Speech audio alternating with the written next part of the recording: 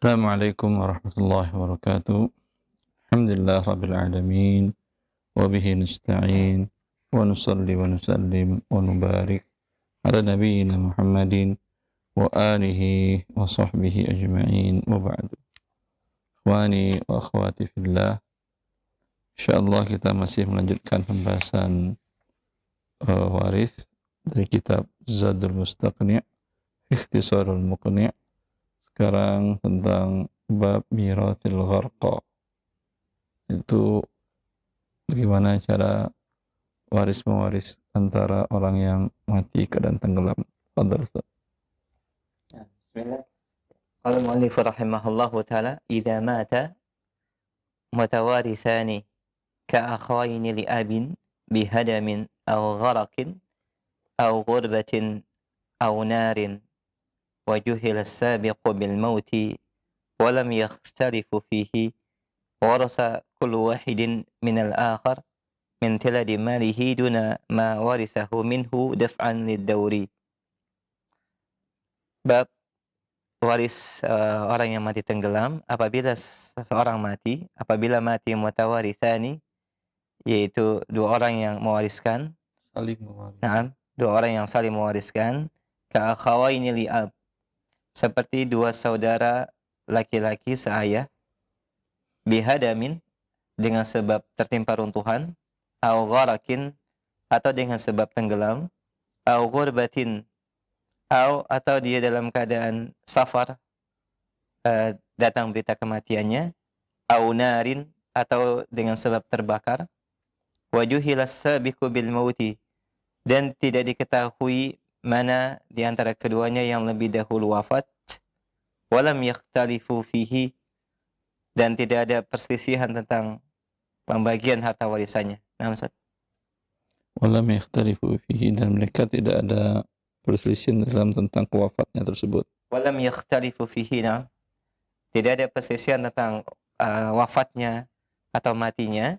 Warasa kullu wahidin minal akhar min tiladi malihi, maka satu yang dan lainnya saling mewariskan dari harta yang dimilikinya. Duna ma warithahu minhu daf'an lid-dawr. Bukan dari harta yang diwarisinya darinya yang satu tadi, untuk menolak daur. Daur itu apa ya? Istilahnya kalau dalam bahasa kitanya, mana dulu telur daripada ayam. Muter aja terus. Ada istilah dalam ilmu logika itu daur dengan tasalsul. Kalau tasalsul terus saja begitu. Kalau daur itu circle mutar aja. Dinamakan dengan daur. Hai Syekh. Bab mirathil gharqa, bab waris orang yang tenggelam. Ini di sini dimaksudkan orang melakukan perjalanan naik kapal. Mereka yang menaik kapal ini mungkin satu keluarga besar. Ada bapak, ada anak, atau mungkin di sini dicontohkan oleh mu'allif dua saudara seayah, kakak beradik. Satu ayah mungkin atau beda ibu. Atau mungkin juga nggak ada masalah. Ya, kalau satu saya saudara si ibu kan sama-sama dapat 1/6 atau 1/3 dibagi rata. Lalu kapal qadarullah terjadi musibah, tenggelam. Mereka termasuk yang wafat. Atau kondisinya bihadmin. Hadam, terjadi runtuhan. Mereka tinggal satu rumah, la qadarallah, rumah tersebut runtuh. Atau la qadarallah, tanah longsor menimbun mereka. Atau seperti yang tadi tenggelam, atau ghurbah. Mereka berangkat satu keluarga besar, melakukan safar, mungkin safar ke suatu tempat, menemui kerabat yang lain. Qadarallah, beritanya mereka wafat di dalam perjalanan tadi. Au narin, la qadarallah, mereka wafat terbakar. Di zaman dulu, kalau per hari ini umpamanya sama-sama beberapa waktu yang lalu masa pandemi, sama-sama diisolasi, kemudian sama-sama meninggal di hari yang sama, di jam yang sama. Ya, antara suami istri atau saudara-saudari tadi, antara ayah dengan anak tadi. Ini bagaimana cara membagi warisnya. Dan tidak diketahui siapa yang meninggal dahulu. Kalau bisa diotopsi umpamanya dengan perkembangan kemajuan ilmu kedokteran bisa ditentukan. Kalau yang seperti dirawat isolasi mungkin bisa dilihat detak jantungnya atau berhenti nafasnya pada detik berapa di sini, dan di sini pada detik berapa, sehingga bisa ditentukan siapa yang wafat dahuluan. Tidak bisa ditentukan, berarti yang wafat dahuluan ini mewariskan kepada yang wafat kemudian. Artinya yang wafat kemudian menerima ahli warisnya. Kalau ditanyakan, jika sama-sama wafat Ustaz, untuk apa harta bagi mereka? Iya betul, untuk apa bagi mereka? Tapi ahli waris mereka. Bila yang wafat pertama 1-2 detik lebih dahulu, dia punya harta miliaran. Yang wafat setelahnya 2 detik, hidupnya biasa-biasa saja. Ini anak istri dari wafat yang terakhir itu mendapat harta warisan dari saudaranya yang wafat tadi, kalau saudaranya tadi tidak punya anak laki-laki atau ayah mereka sudah wafat. Ya, atau suami istri juga begitu. Bila suami yang wafat 2 detik sebelumnya, istri yang wafat 2 detik setelahnya, itu harta suami dapat oleh istri sebanyak, kalau punya anak 1/8 atau 1/4, itu berpindah kepada ahli waris istri, termasuk bapak ibu dari istri. Ya, atau kalau bapak sudah wafat, saudara-saudari dari istri. Ya, perpindahan harta ini terkadang akan membuat ribut.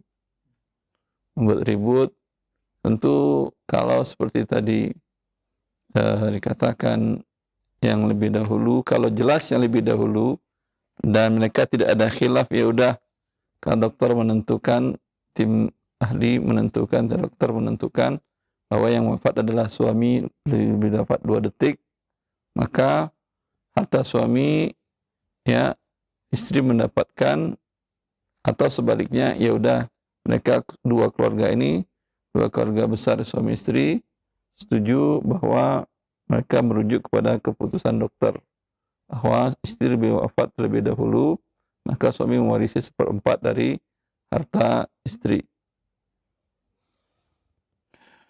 Ya, maka di sini subhanallah fungsi dokter besar. Kalau dia tidak amanah, ya, atau tidak jujur, ini kan kemungkinan besar masing-masing keluarga berusaha mempengaruhi tim dokter.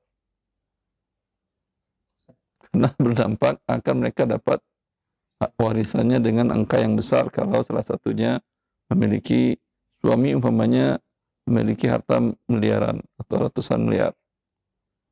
Ya. Istri akan mendapatkan 1/4 kalau nggak punya anak.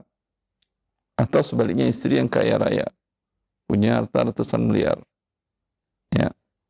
Suami akan mendapatkan, memang suami langsung wafat 2 detik, tetapi keluarganya dapatkan. Yang kalau tidak wafat dia, keluarganya tidak dapat tentunya. Tentu masing-masing keluarga ini kemungkinan akan berusaha mempengaruhi keputusan tim dokter.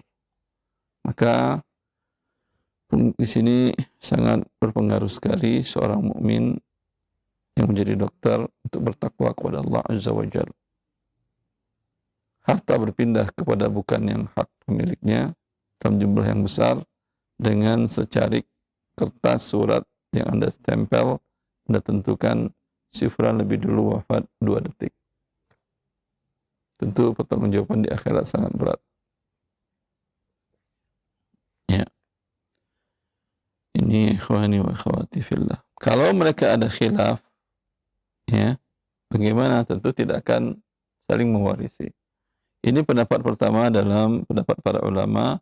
Adapun pendapat mazhab Syafi'iyah, dan ini yang dipilih oleh Syekh Utsaimin bin Taimiyah dan banyak para ulama dari mazhab Hambali juga, termasuk syarih yaitu Syarh al-Mumti', Syarh Zadul Mustaqni', Syekh Muhammad bin Shalih Al-Utsaimin rahimallahu ulama al-muslimin, mereka memilih mengatakan tidak saling mewarisi, ya, untuk menghindari khilaf tadi, perbedaan pendapat tadi, bila tidak diketahui. Tapi bila diketahui, keputusan dokter jelas, angka detik jantung atau pernapasannya di alat berhentinya kapan itu jelas, dan alat kondisinya masih bagus, ya, dua-dua alatnya, maka tentu keputusan ini menjadi mengikat kedua belah pihak. Ini menunjukkan, ya, bahwasanya saling mewarisi di antara harta tersebut syaratnya salah satunya hidup, yang kedua hidup, yang pertama wafat. Maka tentu tidak ada pembagian waris biasa dilakukan oleh sebagian kaum muslimin. Dia masih hidup berharap tidak ribut anak-anaknya, langsung dibagi-baginya warisan. Itu bukan bagi warisan namanya. Itu Anda bagi harta ya boleh saja dengan cara yang adil, tapi bukan bagi warisan. Nanti bila Anda wafat, saat itulah warisan dibagi. Siapa yang hidup ketika seseorang itu wafat dan saling ada kerabat, maka dia mewarisi. Ya. Itu pendapat yang terkuat dalam masalah ini. Akan tapi di sini dipilih oleh muallif, dan ini pendapat Syekh Madzhab Hanabilah, kalau umpamanya saling mewarisi satu dari hartanya saja, tidak harta yang diwarisinya mawarisahu minhu, harta yang diwarisi darinya, itu tidak saling mewarisi. Ya. Wallahu ta'ala alam. Selesai pembahasan pokok ini. Jazakallah khair, barakallahu fi pendengar dan pemirsa TV. Demikian penjelasan dari apa yang kita bahas dari bab bagaimana bermuamalah dalam warisan orang yang mati tenggelam, dan beberapa kasus yang semisalnya seperti orang yang tertimpa runtuhan dan terbakar dan lainnya. Kita berikan kesempatan bagi Anda untuk bersoal jawab untuk memperdalam pembahasan. Baik, kita akan angkat via telepon terlebih dahulu. Silakan. Halo. Iya, sudah masuk. Silakan Bapak. Assalamualaikum. Waalaikumsalam warahmatullahi wabarakatuh. Dengan siapa di mana? Dengan Bondan, Kerawang. Pak Bondan, silakan. Mau tanya Ustadz, Nah, kan kalau kita sekarang bekerja, itu sebagian dari gaji kita disisihkan. Kemudian dari perusahaan juga nyumbang disisihkan untuk dikelola. Jadi nanti jadi apa namanya? Jadi pensiun. Ini pensiun. Nah, kira-kira pada saat mengelolanya itu kan macam-macam Ustadz ya. Kita juga nggak tahu apakah syar'i atau tidak, ada unsur ribanya atau tidak. Bagaimana Ustadz ya untuk membersihkan itu pada saat kita menerima pada saat pensiun nanti? Ya, Jadi itu aja Ustadz. ya, yang tidak tahu itu kita, yang tidak tahu kita.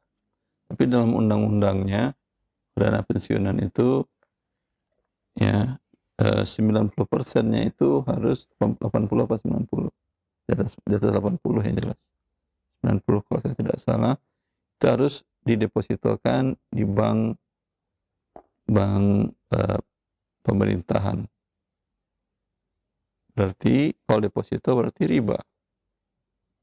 Yang dibenarkan dalam undang-undang dikelola 10% dalam bentuk usaha real, tapi biasanya pihak pengelola dana tidak berani juga, penerima dana tidak berani mengelolanya untuk bisnis yang real, mereka takut rugi. Ya. Maka dalam kasus seperti ini tentu pertambahannya adalah murni riba. Maka yang dipotong dari gaji karyawan dan yang disubsidikan oleh pihak perusahaan atau pihak instansi tempat dia bekerja, itu adalah haknya dia. Halal diambil dan ambil semuanya, tapi bila ada di laporannya berapa dana pengembangannya, dana pengembangan tadi disisihkan, diberikan kepada para fakir miskin atau untuk kemaslahatan umum. Yang sisa bersihnya ini dizakatkan satu kali.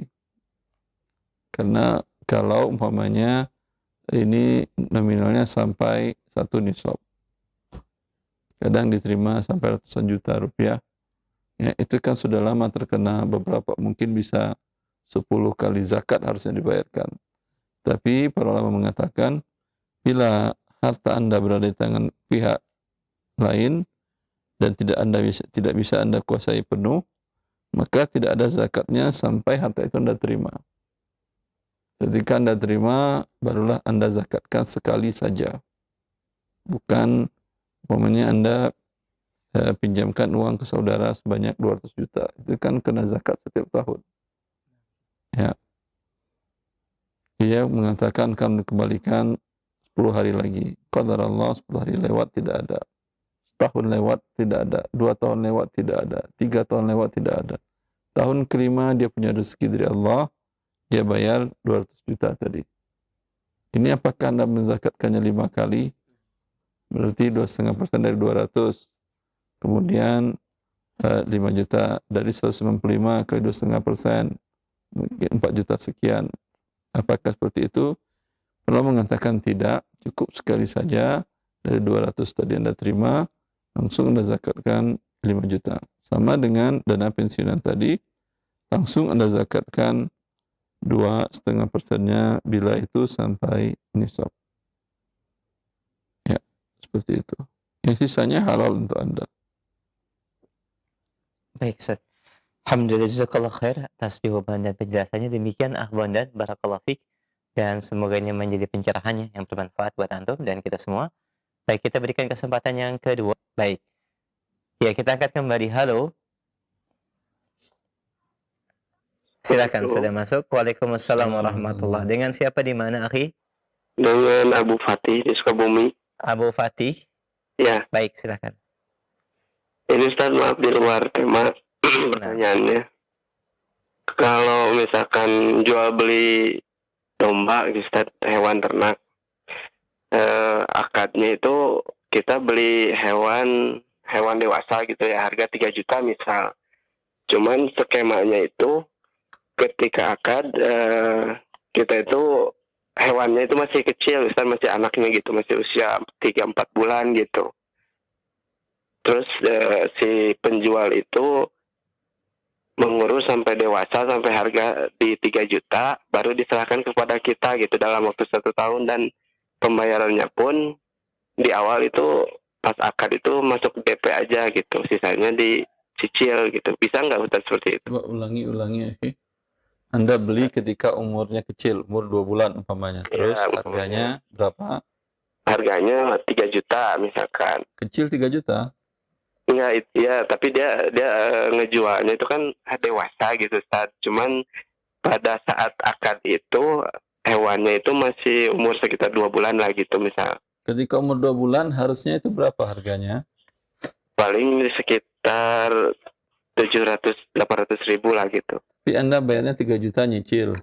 Iya, 3 juta. Tapi sudah Anda tunjuk gitu, ini hewannya milik Anda. Iya gitu. Terus nanti serah terimanya setelah hewan itu dewasa, setelah hewan itu umur 1 tahun misal gitu. Cuman yang jadi masalah kalau mati. Kalau mati, si penjual itu bersedia untuk mengganti dengan hewan yang sama gitu, Ustaz. Ada hewan yang sama? Enggak, maksudnya umur yang sama lagi gitu, Ustaz, dari umur iya sama, dagingnya sama. Oh gitu ya. Ya. Ini jual beli tidak boleh karena jual belinya ditunjuk. Kan hewannya sudah tertentu. Kalau sudah tertentu berarti Anda beli dengan 3 juta. Ya. Untung dan ruginya ke milik Anda. Milik si pembeli. Ya. Dan sudah diserah terimakan kan ya. Nih, mana yang punya saya? Ini kata dia. Diambil Pak, ini saya titipkan kembali ke Anda. Nanti saya ambil lagi, saya bayar nyicil. Ya.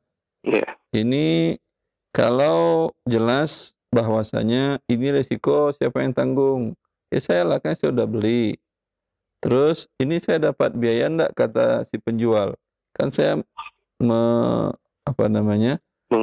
mengurusi merawatnya sampai dia umur 6 bulan. Ya sampai umur kira-kira 6 bulan. 6 bulan. Kan ada biaya perawatan 4 bulan. Kata dia, kata Anda kan guarnya gratis aja. Ya, kalau dia setuju gratis tidak ada masalah. Tetapi risiko di tangan pembeli yang sudah menerima itu. Oh gitu. Kalau dia tidak mau, kalau dia mau risikonya ditanggung oleh si penjual, Iya. dia beli dengan spek bayar harus tunai, namanya salam. Oh iya. Tapi mungkin si pembeli nggak punya cukup uang beli salam. Beli kalau cash 3 juta, maaf, kalau beli per saat ada hewannya itu 3 juta, Iya. pada saat Anda bayar sekarang, 6 bulan lagi Anda terima, itu bisa mungkin dengan harga 2.500.000. Iya. Ya, lebih murah tentunya. Karena dia bisa putar uang 2.500.000 Anda itu dalam jangka 6 bulan dia bukan bisa mendapatkan 2 ekor hewan. Iya. Kalau dia beruntung. Ya. Maka itu boleh jual beli salam. Tetapi dengan spek saja, yaitu umpamanya umur 6 bulan atau spek kurban berat sekian, ya, Iya. itu boleh, tidak ada masalah. Tapi kalau sudah ditunjuk barangnya, hewannya, maka tidak boleh lagi, melainkan resikonya ditanggung oleh pembeli. Oh gitu tadi ya. Jadi yang diperbolehkan itu jual beli yang salam itu saja. Ya, kalau ingin juga seperti yang tadi bisa. Ini begini aja Pak, kata Anda. Ini sekarang saya beli yang kecil ini berapa tadi? 700. Iya. 700. Nanti kita besarkan Bapak, bila terjual umpamanya 3 juta, ya, 50-50 dibagi 2, yang pertambahannya 2.300.000. Iya. Bapak 1.150.000, sisanya untuk saya. Ya. Kalau mati siapa yang tanggung? Ya saya lah, kan saya udah beli. Saya titip untuk dibesarkan. Oh iya gitu Ustaz. Ya. Terus yang kedua Ustaz, maaf. Nah, silakan Mbak. Oh ya. Kalau skema buat kalau kita punya dombanya diurusin sama orang gitu Ustaz. Terus itu bagi hasilnya itu kalau misalkan domba kita itu beranak 2, terus anaknya bagi 2 gitu, saya sama si pengurus, itu boleh nggak Ustaz? Setiap ada pertambahan dibagi 2, bukan anaknya saja. Kalau dia nggak beranak, rugilah si pengurus yang ngerawatin. Karena ada pengurus domba, pengurus masjid nanti. Yang ngerawatnya tentu rugi dia. Ternyata nggak pernah beranak. Padahal kan sudah ada pertambahan, itu beratnya bertambah. Oh gitu. Ya, maka ketika Anda menyerahkan domba kepada yang rawat, itu dinilai dengan uang. Para ulama, ini kan kerjasama, para ulama sepakat harta berbentuk barang fisik tidak boleh dijadikan sebagai modal kerjasama. Karena nilainya berubah-ubah. Maka harus pada yang tetap, biasanya emas atau rupiah. Rupiah kan inflasi, fluktuasi Ustaz. Ya, betul fluktuasi, tapi dia sebagai mata uang. Kalau diemasin lebih bagus. Ya, Anda serahkan berapa ekor, umpamanya 3 atau 10 ekor. Nilai pada saat Anda nyerahkan itu berapa emas, berapa gram emas. Anggap umpamanya sama dengan 10 gram emas pada waktu diserahkan itu. Atau kalau dirupiahkan dengan nilai 10 juta. 5 ekor tadi. Atau 10 ekor atau berapa lah, 20 ekor atau berapa. Ya. Kemudian nanti setelah akan dijual, karena alhamdulillah mau Idul Adha, dijual pada harinya, dan ada pertambahan, ya, dinilai semuanya jadi berapa, ada pertambahan dari 10 gram tadi, terjual umpamanya dengan 15 gram. Yang 5 gramnya tadi dibagi 2. 50 untuk Anda, 50% untuk dia. Jelas. Ya. Berarti yang 10 gram itu tetap punya pemilik domba itu bisa. Ya iyalah, domba kan milik dia, itu modal. Demikian Pak. Cukup jelas, Fatih. Baik. Iya, Ya. alhamdulillah. Jazakallah khair wa barakallahu fikum, dan semoga menjadi pencerahan buat antum. Nah, Waalaikumsalam warahmatullahi wabarakatuh. Kita berikan kesempatan berikutnya yang ketiga. Baik, kita angkat kembali. Halo. Assalamualaikum. Waalaikumsalam warahmatullahi. Dengan siapa di mana? Dengan Ummu Zahra di Kerawang. Silakan Ummu Zahra.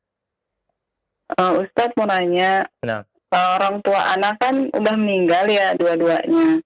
Itu meninggalkan warisan 3 ruko, 2 tanah, sama 1 rumah, dan uang sekitar 200 juta. Itu pembagiannya gimana ya Ustadz? Anaknya 6, 2 Sebentar, Ibu. laki-laki. Sebentar. Ini Bapak siapa namanya? Pak Mursid, Ibu siapa namanya? Zuriati. Masing-masing orang tuanya masih hidup kah? Udah nggak ada Ustadz, udah meninggal. Dan mereka punya anak laki-laki? Maksudnya dari orang tua anak atau dari... Pak Mursyid dengan Bu Zuriati ini punya anak laki-laki kah? Punya Ustadz, 2. 2. Ya, ini berarti kalau punya anak laki-laki, ahli warisnya tidak akan keluar dari anak-anaknya. Langsung saja dibagikan. Berapa anak laki-lakinya? 2 Ustadz. Yang wafat duluan siapa? Pak Mursyid? Iya, Pak Mursyid duluan. Kemudian Bu Zuriati setelah itu wafat. Ya, tapi tetap juga Bu Zuriati tidak akan ada ahli waris yang lainnya. Atau Bu Zuriati menikah lagi setelah dengan Pak Mursyid? Enggak menikah lagi Ustadz. Sampai wafat tidak menikah lagi kan ya? Enggak. Berarti hanya ahli warisnya anak-anaknya saja. Berapa anak laki-laki? 2 Ustadz. Anak perempuan? Anak perempuannya 4. Allah mengatakan, Allah mewasiatkan dalam harta seseorang bila dia wafat, anak laki-laki 2 bagian, 2. Anak perempuan 1 bagian, 1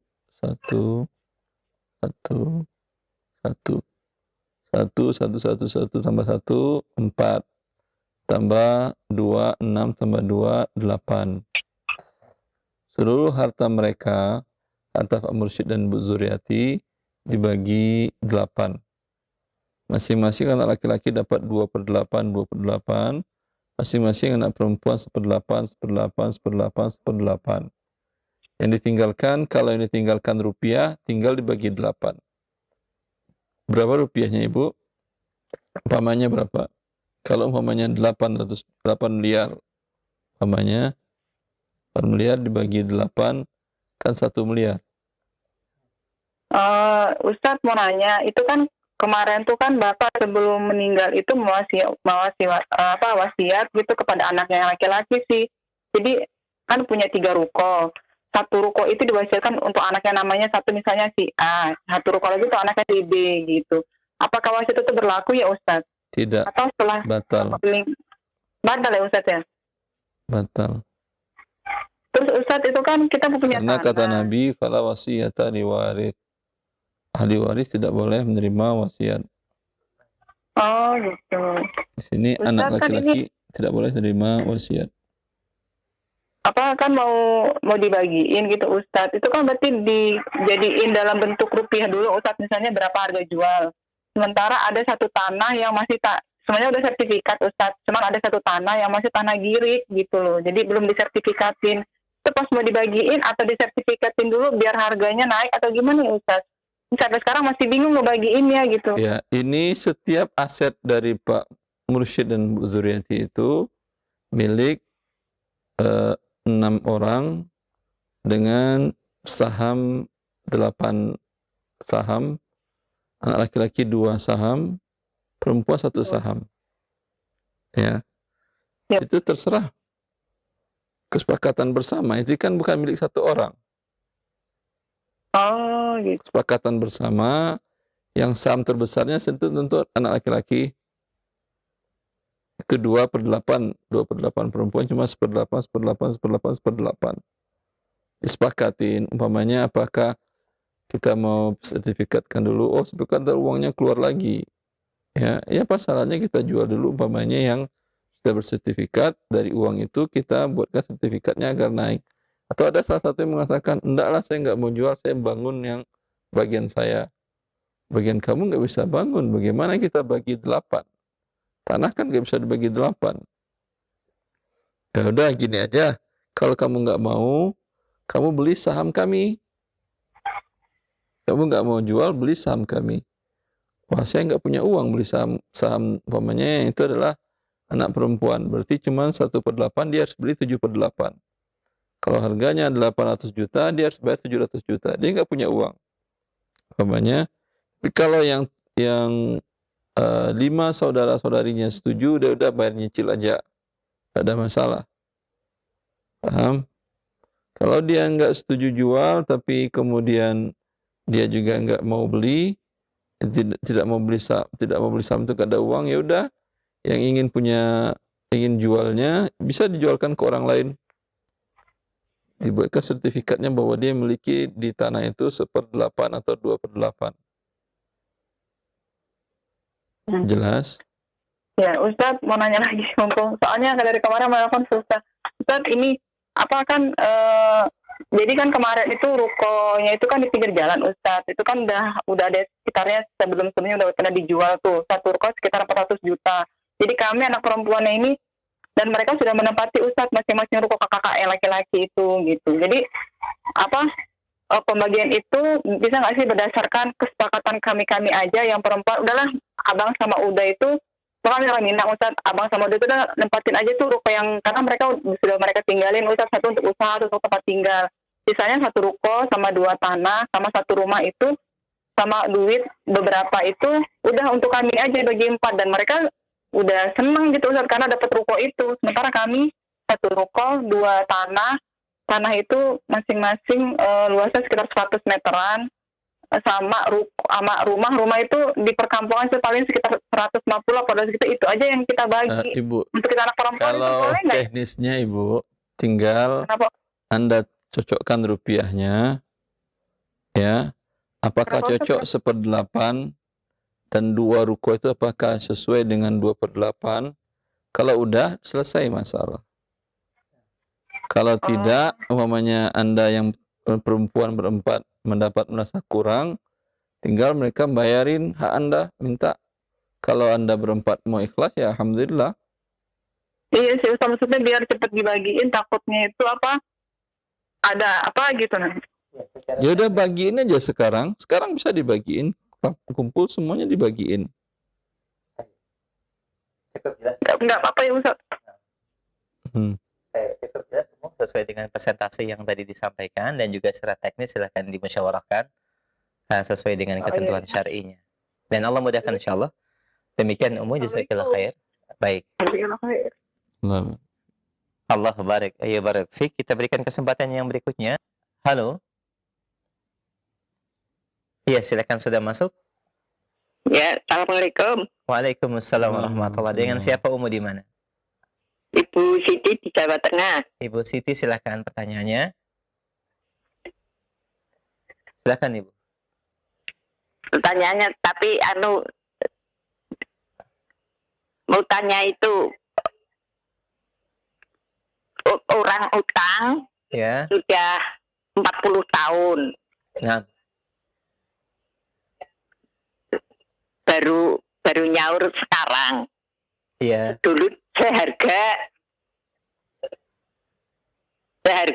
sapi 500.000. Tapi nyaur sekarang itu 500 rupiah. 500.000 rupiah itu bagaimana? Ini ya, bila dia berhutang dalam jangka waktu panjang, kemudian terjadi hiperinflasi, 500.000 pada saat dia minjam. Tahun berapa itu Ibu? Tahun berapa Ibu? Masih ingat? Kurang lebih ya 35 tahun. 40 tahunan. 40 tahun yang lalu. 80 berarti. Nah, Tahun 80 emas 1 gram berapa? Coba lihat Ustaz. 20.000, 28.000 sekitaran itu. atau 20.000. Dulu seharga sapi satu. Di tahun 80 itu berapa harga emas 1 gram Ibu? Harga daging 2.500. Emas, bukan daging saya tanyakan, emas.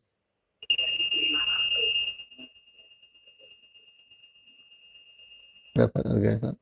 26 ribuan. 2.500. Emas Ya. lupa berapa? Mohon maaf, 70 ribuan. Masa? Wah, Tahun 80. iya, 26 ribuan. Kira-kira sapi satu itu. Iya Bu, 26.000. Coba 500.000 dibagi 26.000 berapa gram?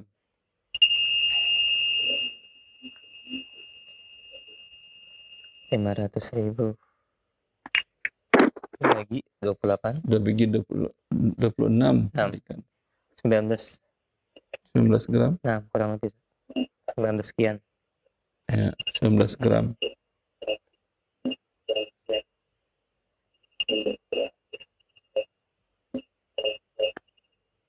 Ibu, itu dia harusnya membayar senilai 19 gram emas per hari ini. Halo? Itu sekitar, kalikanlah, kalau 1 juta berarti 19 juta yang harus dibayarnya.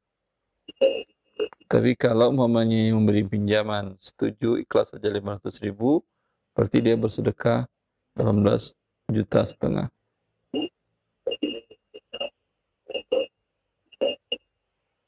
Cukup jelas ya, Om ya? Halo? Ya. Cukup jelas jawaban dari Ustadz ya? Iya. Alhamdulillah. Jadi tidak bayar 500 ya.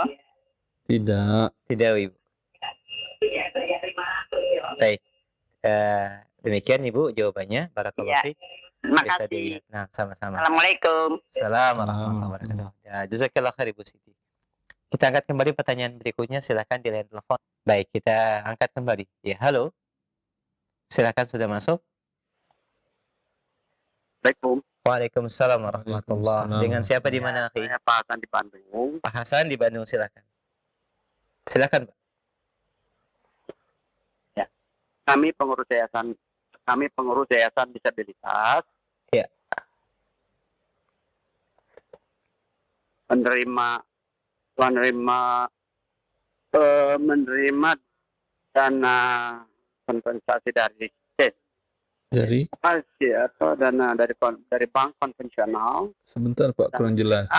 Dikeras- Sebuah yayasan. Dikeraskan suaranya, Pak. Halo? Ya. Dikeraskan suaranya, Pak. Yayasan dana, ya. Menerima dana dari Kami pengurus yayasan disabilitas. Nah, ya. Dari Lanjut, Pak. terima dana hibah dari bank konvensional, terus dana CSR.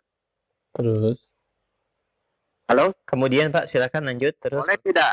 Bagaimana itu? Apakah itu halal untuk kami memanfaatkan kegiatan di yayasan disabilitas? disabilitas ya Pak ya? Ya. Kayak orang mempunyai kebutuhan khusus ya? Ya. Saya Dana jelaskan. CSR dari bank konvensional. Terima kasih. Ya Allah barik fiik. Jazakallah khair. Kita akan simak jawabannya, Pak. Silakan. Ya Allah. Bila harta yang didapatkan dengan cara riba, yang itu adalah seperti didapatkan oleh bank konvensional dan dipindahkannya kepada pihak ketiga, ya, bila pihak ketiganya itu adalah untuk kemaslahatan umum, tidak ada masalah. Memang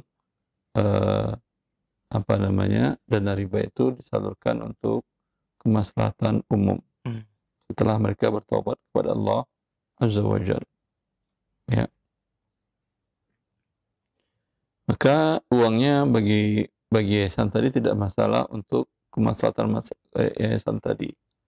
Umpamanya diberikan untuk memberi bantuan bagi disabilitas. Ada yang diberikan umpamanya alat seperti alat baca yang yang tulisan bisa dipegang itu braille beli mushaf braille atau alat tulis braille atau buku braille untuk itu ya, dan itu bukan milik pribadi, milik yayasan yang bisa dipakai oleh siapapun juga, atau dibelikan uang tadi untuk apa namanya, untuk kursi roda, bukan milik pribadi. Dia pakai selagi dia tidak mampu. Bila sudah mempunyai uang sendiri dia, mungkin umpamanya dia terima warisan dari keluarganya atau apa, atau hibah atau apa, itu sehingga dia menjadi mampu, itu diberikan lagi kepada yang tidak mampu. Tidak ada masalah. Wallahu a'lam. Alhamdulillah. Jazakallah khair atas jawabannya.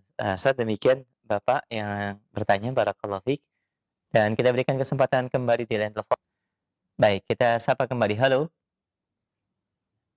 Iya, sudah masuk, silakan. Halo, assalamualaikum. Waalaikumsalam warahmatullah. Dengan siapa? Di mana? Dengan Haryanto di Pesawaran Barat, Ustaz. Pak Haryanto, silakan. Ya, saya mau tanya, Ustaz. Silakan. Orang tua meninggal dah 25 tahun yang silam. Kemudian orang tua meninggalkan rumah, tanah, kebun yang belum dibagi warisannya, Ustaz. Kami sekeluarga ada orang tua. Nama yang wafat siapa, Pak? Orang tua laki-laki. Namanya siapa yang wafat? Bapak Iskar. Yuskar. Iskar. Bapak Iskar. Iskar. Ya, meninggalkan Tahun berapa, Pak? tahun 96. Baik. Saat dia Pak Iskar wafat, ayah ibunya masih hidup. Masih, bapak ibunya tidak sudah meninggal, Pak. Istrinya yang hidup, istrinya. Kemudian 9 orang anaknya. Laki berapa, perempuan berapa? Laki-laki 5, perempuan 4.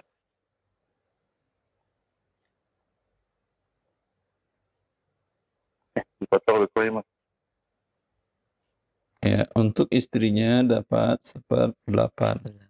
Anak laki perempuannya mengambil sisa, maka dibagi 8, 1, 7. 7 dibagi 5 laki-laki kali 2, 10. Tambah 4, 14. 14 kali 8 berapa, Ustaz?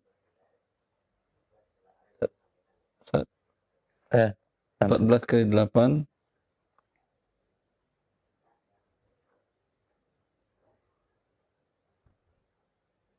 112. 112. Nah.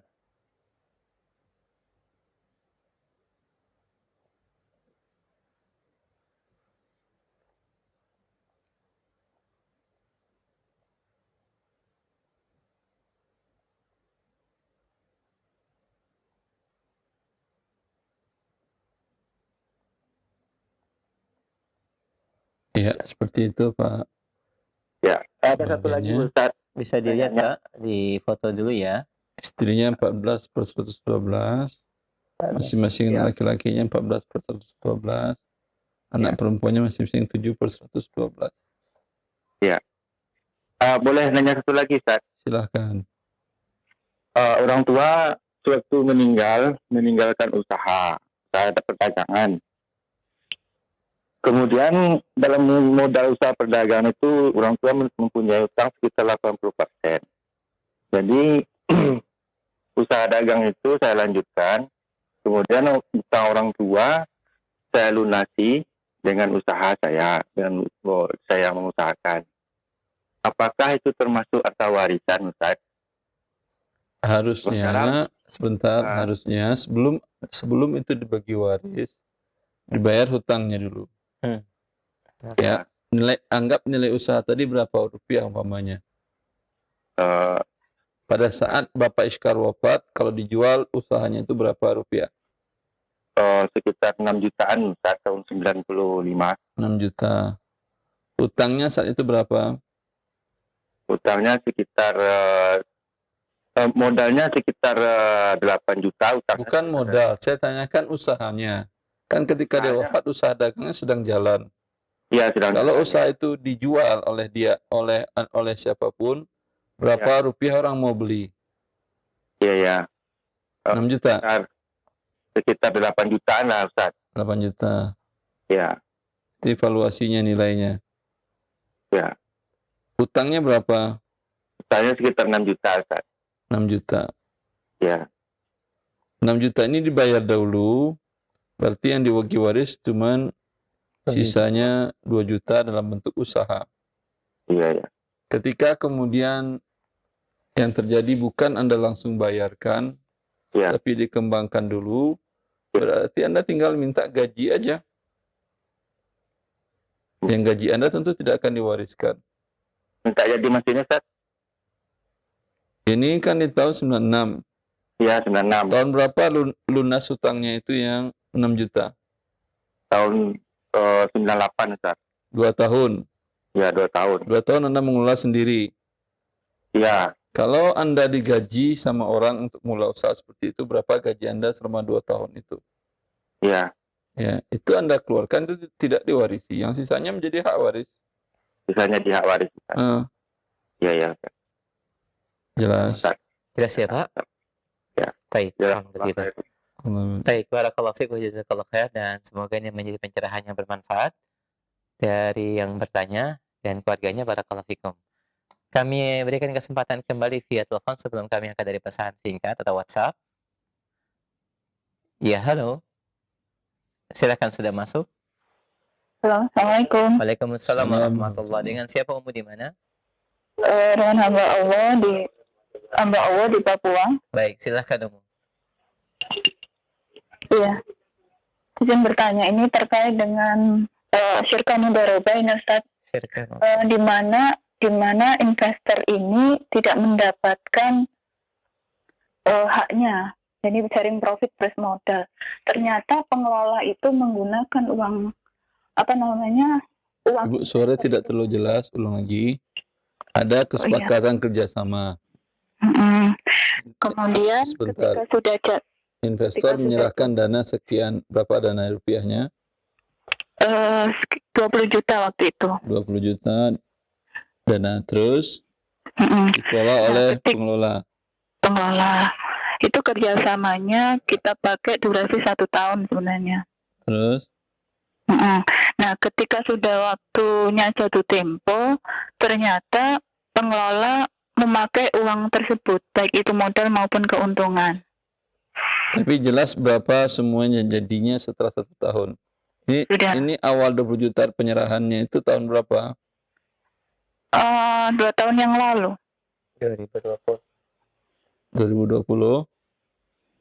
Iya, 2020 insya Allah. Di 2021, tahun 2021, berapa nilai dari 20 juta tadi setelah berkembang? Di 2021 berapa jadinya? Evaluasinya berapa? Iya, informasi dari pengelola kalau tidak salah cuma laba 2 jutaan. Bukan laba 2 juta, seluruhnya jadi berapa? 22, sekitar 22 juta. Sudah dihitung semuanya itu? Atau dia hitungannya rupiahnya saja? Ini usahanya apa? Usaha ini merchandise. Merchandise. Itu dibuat atau dibeli, jual, beli, jual? Dia itu beli. Beli. Sekarang ada bentuk barang juga sudah dihitung, tetap cuma 2 juta. Ada sisa barang yang belum terjual.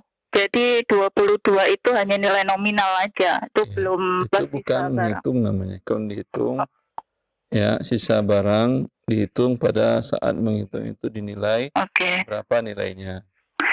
Kemudian misalkan bila ada, bahkan terkadang sebagian usaha kenaikan intangible asetnya, kenaikan brandingnya, brandnya lebih tinggi daripada asetnya. Asetnya mungkin bisa cuman 30 juta, tapi kalau merek dagangnya itu dijual mungkin bisa 40 juta. Dan dia menjadi terkenal, perkembangannya cepat, umpamanya dalam waktu 2 bulan dari modal 20 juta naik menjadi 100 juta. Ya, itu merek dagangnya ketika booming itu, ketika sedang tinggi itu, merek dagangnya mungkin lebih besar daripada nilai barang dan uang yang ada. Nah, bagaimana dengan kebijakan investor, Ustaz? Secara tidak langsung kan dirugikannya. Sebentar dulu, sebentar. 20 juta berarti perkiraan ada 25 juta dengan barang sisa, enggak 25 juta ya? Iya, anggaplah sekitar itu. 20 juta. Terus apa yang terjadi? Jadi pengelola itu baru menyicil ke investor. Tidak ada 15 cicilan. juta. Itu semua usaha milik investor, bukan dia pinjam. Oh. Ini apa namanya? Kalau pinjaman berarti investor cuma berhak 20 juta. Tidak berhak dia pertambahan 5 jutanya dibagi 2, tidak berhak dia. Oh begitu. Tapi kalau akad awalnya itu syirka mudharabah, kemudian pengelola itu entah itu dia mau bikin sendiri barang tersebut atau kulaan, kan apa beda ya perlakuannya, Ustaz? Itu usaha milik Anda, milik investor. Barang yang ada, uang, branding milik investor semuanya. Bukan Ustaz. Jadi tidak, saya mengatakan secara syar'inya itu milik investor. Paham? Dia hanya sebagai pengelola saja. Dia dapat apa? Dia dapat bagi hasil kalau ada hasil. Kalau rugi tetap semuanya milik investor. Oh begitu. Ini yang hak kalau seperti ini, hak dari si pengelola hanya 2,5 juta kalau pembagiannya 50-50. Sisanya 22,5 juta itu milik investor. Dalam bentuk uang tunai mungkin tadi dikatakan 20 juta.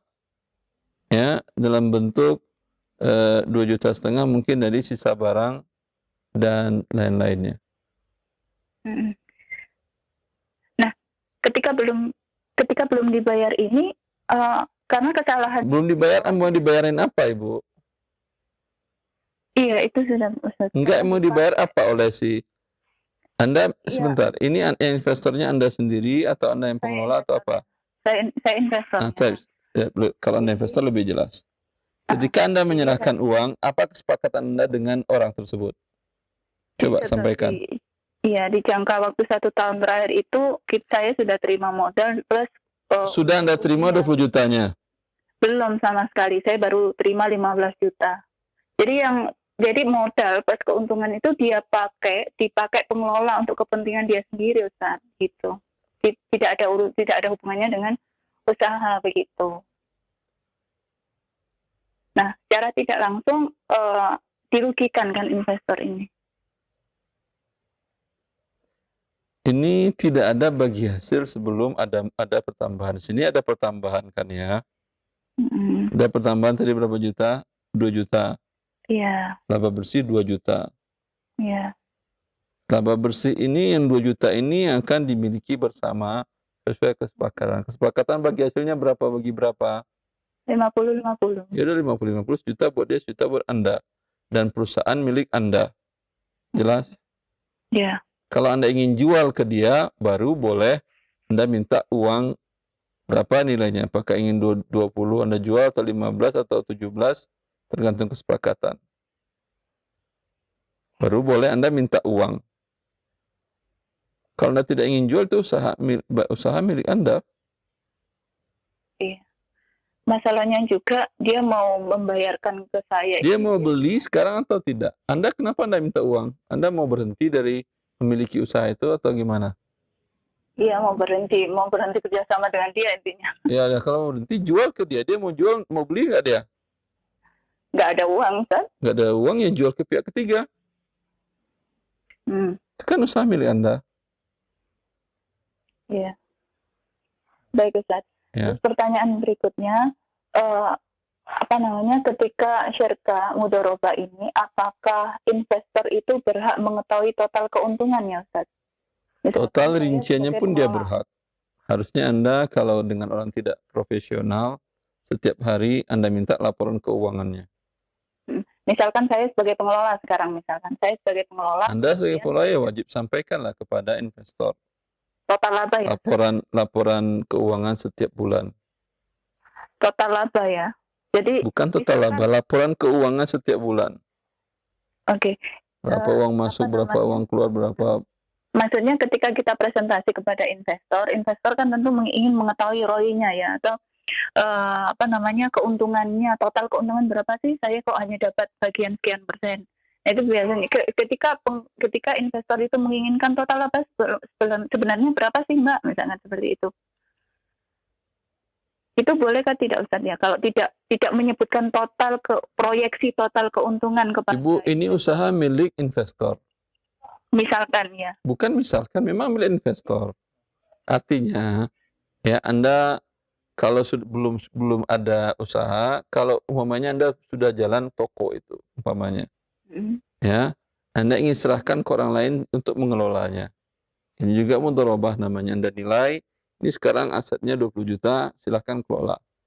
Nanti setelah 1 tahun kita hitung lagi menjadi berapa. Dan setiap hari kamu laporkan keuangan atau Anda cek ke toko tadi. Toko kan milik Anda. Ya, khawatir umpamanya siapa tahu di bulan kedua karena dia tidak serius atau bagaimana dia mengelola, ya, kondisi rugi. Dari 20 juta dinilai lagi cuma 18 juta. Mohon maaf, kita tidak bisa lanjutkan, ya, karena ini sudah rugi 2 juta, Anda tidak dapat apa-apa, saya pun sudah rugi 2 juta. Kita tidak akan lanjutkan, silakan Anda, ya, tidak melanjutkan usaha ini usaha saya, sini ke sini kunci, sini semua barang, toko saya yang menguasai, saya akan kelola sendiri. Seperti itu. Iya. Bukan sekedar meminta laporan laba. Di usaha milik Anda. Tapi kalau Anda serahkan 100% kepada dia, percaya ya terserah Anda juga. Tanpa laporan keuangan. Iya. Sementara. Baik. Penjelasan dan jawabannya. Terima kasih.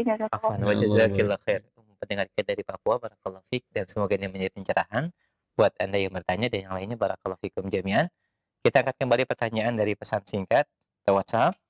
Assalamualaikum warahmatullahi wabarakatuh. Dari pendengar kita di Bandung, Pak Kak Risidi, ya.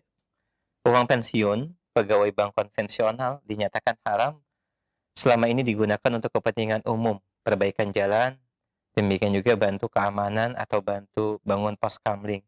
Pertanyaannya Ustadz, boleh tidak untuk bantu seseorang yang kredit bank konvensional tetapi kesulitan bayar?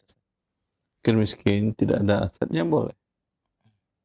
Tidak ada kemampuan untuk bayar dan tidak ada aset untuk bayar, boleh. Membayar pokok hutangnya, tidak ribanya, ya. Dibayar pokok hutangnya dibantu. Ya. Nah, demikian pendengar kita di Bandung cukup jelas, insyaallah. Jazakallah khair. Kami angkat kembali pertanyaan berikutnya. Assalamualaikum warahmatullahi wabarakatuh. Baik. Boleh tidak kami sebagai orang tua memberikan anak rumah satu persatu kepada anak kami, Ustaz, untuk biaya pendidikan mereka? Dan nanti bagaimana hukum warisannya, Ustaz? Kalau sudah diserah terima, bolehnya boleh, tidak ada masalah. Cuman orang tua harus adil. Bagaimana adilnya? Sebagian ulama mengatakan laki-laki 2 bagian, perempuan 1 bagian. Sebagian ulama mengatakan boleh dibagi rata. Satu rumah nilainya 100 juta, semuanya 100 juta, walaupun laki perempuan juga boleh. Ya. Bila telah diserah terimakan, mereka sudah nempatin, atau sudah mereka kontrakkan, dan kontrak juga membuat mereka, ya, itu ketika Anda wafat, orang tua yang memberikan ini wafat, itu sudah tidak dibagi lagi, itu sudah milik mereka. Ya, seperti itu. Yang dibagi waris oleh orang tua adalah sisa hartanya yang ada. Cukup jelas, jazakallahu khair Ustaz. Demikian yang bertanya, barakallahu fikum. Kami angkat kembali pertanyaan berikutnya dari Ummu Yasir di Sulawesi Barat. Beliau bertanya, Ustaz, apakah emas yang kita sering gunakan ke acara, apakah wajib dikeluarkan zakatnya? Jazakallahu khair. Tidak, wallahu ta'ala. Demikian umum, tidak ada zakatnya. Kami angkat kembali pertanyaan berikutnya. Assalamualaikum warahmatullahi wabarakatuh. Kakak saya menghibahkan tanah, Ustaz, kepada menantunya, yaitu bapak saya, secara langsung melalui lisan dan disaksikan oleh istri, yaitu ibu saya.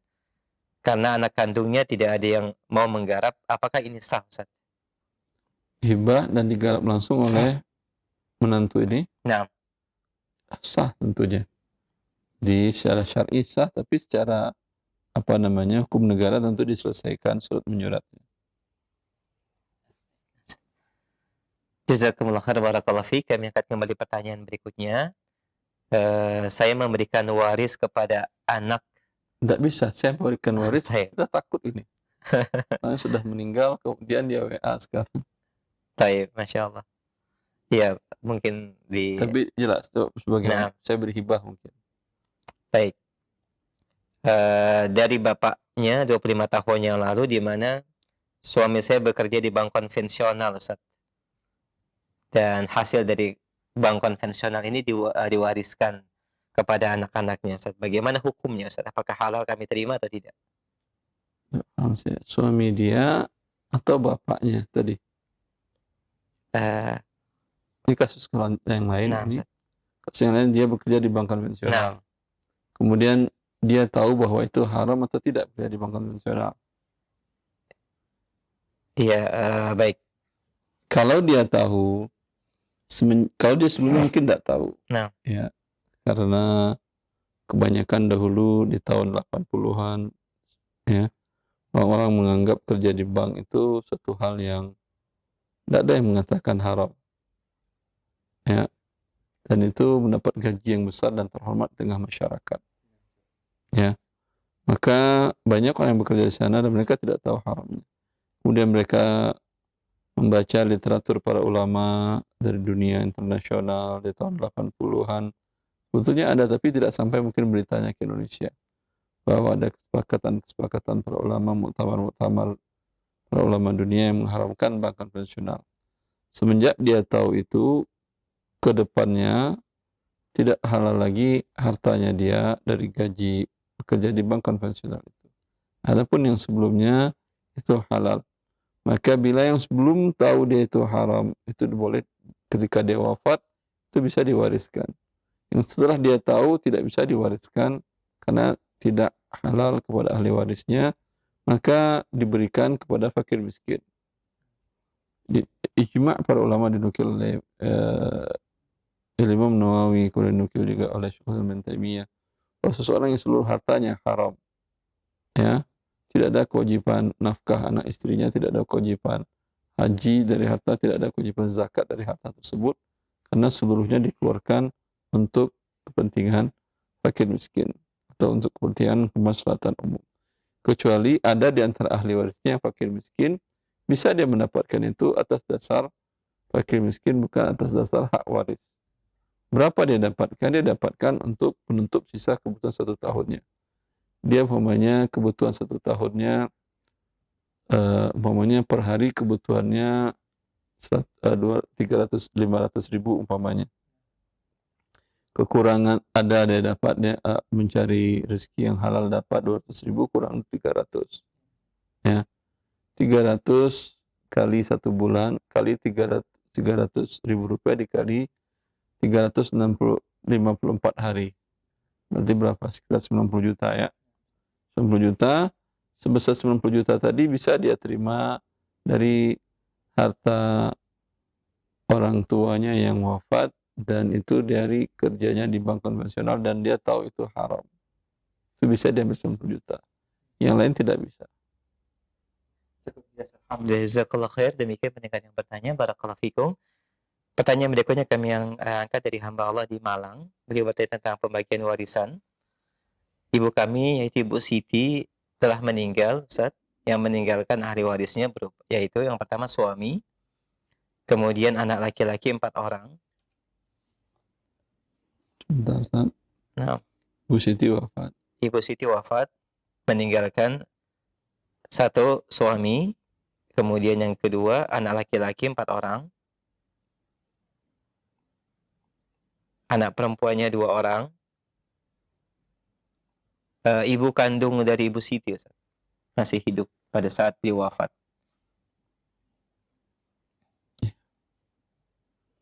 Ibu dapat 1/6, 1/6. suami 1/4, sisa 6, 4 bisa 12, 2, 3, berarti 5, sisa 7. 7 bagi 2 kali 4, 8 kedua 10. 10 kali 12, 120. 20 plus 120, 30 plus 20, laki-laki 14, 14, 14, 14 per 120, anak perempuan 7 per 120, 7 per 120. Ya, seperti itu pembagiannya. Ibu dari Ibu Siti dapat 20 per 120 dari seluruh harta Ibu Siti. Suami Ibu Siti dapat 30 per 120 dari seluruh harta Ibu Siti. Masing-masing anak laki-laki Ibu Siti dapat 14 per 120. Masing-masing anak perempuan mendapat 7 per 120. Ya. Baik, alhamdulillah cukup jelas. Silakan difoto pendengar yang bertanya dan bisa disampaikan di keluarganya. Baik, barakallahu fiik wa jazakallahu khair. Kami angkat kembali pertanyaan berikutnya, beberapa pertanyaan sama ketika kita berhutang, Ustaz, dan kemudian baru memiliki kemampuan bayar beberapa selang waktu yang cukup panjang. Kemudian kami tidak menemukan kembali orang yang menghutangi dan tidak ditemukan kerabat dan keluarganya, Ustaz. Bagaimanakah cara pembayaran hutang ini, Ustaz? Ya. Yang diriwayatkan dari Ibnu Mas'ud bahwa dalam kasus seperti ini, berikanlah uang itu, sedekahkan kepada fakir miskin. Niatkan atas nama mereka. Ya, seperti itu. Baik, barakallahu fiik. Demikian pendengar yang bertanya. Kemudian kami angkat kembali pertanyaan berikutnya. Assalamualaikum warahmatullahi wabarakatuh. Apakah uang hasil riba, Ustaz, dari bank konvensional bisa kita gunakan untuk pembangunan lembaga pendidikan, Ustaz, baik kelasnya maupun kamar mandinya? Jazakallah khair. Boleh. Yayasan kan ya, pendidikan atas nama yayasan boleh. Karena yayasan tidak ada pemiliknya. Kalau dia bentuk badan usaha tidak boleh. Dan ini merupakan pertanyaan kami terakhir di kesempatan pagi ini. Sebagai khitam dan kesimpulan kajian kita, Ustaz, silakan. Ya, ikhwani wa akhwati fillah, Allah telah menurunkan aturannya tentang pembagian waris harta seorang yang wafat di dalam kitabnya. Maka sebagai seorang makhluk yang tahu diri, tidak ada pilihan kecuali mengikuti apa yang Allah jelaskan aturan yang Allah jelaskan tersebut, dan tentunya tidak akan bisa kita lakukan bila tidak kita pelajari dengan baik. Maka pelajarilah agar kita bisa melaksanakan ketentuan Allah. Wallahu ta'ala a'lam. Sallallahu ala nabiyyina Muhammad wa alihi wa sahbihi wa sallam. Assalamualaikum warahmatullahi wabarakatuh.